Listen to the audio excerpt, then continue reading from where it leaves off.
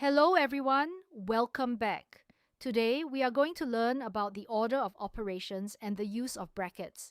This is super important, so let's begin. Now, when a number sentence has many operations, we cannot just work from left to right and hope for the best. We must follow a special order. First, we do the brackets.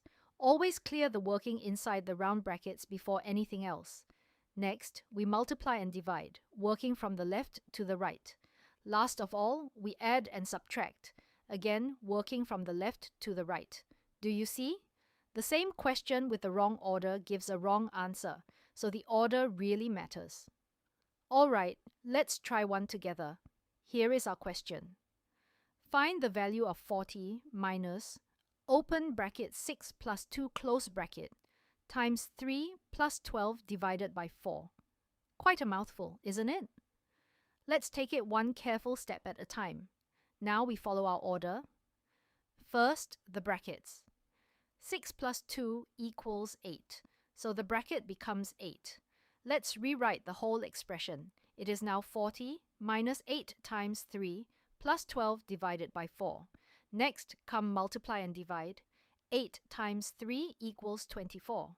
Then 12 divided by 4 equals 3. Let's rewrite again now that the times and divide are done.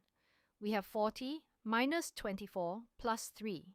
Now only add and subtract are left, so we work from the left to the right.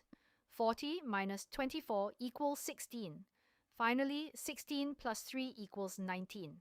And we are done. So let's say it together in a full sentence. The value of the expression is 19. Well done. Before we go, let's recap what we have learned. Brackets come first. Always clear the round brackets before anything else. Next, do multiply and divide from the left to the right. Then do add and subtract from the left to the right. Remember, when two operations are equal in rank, like adding and subtracting together, we always work from the left to the right. Follow this order every single time, and your answer will always be correct.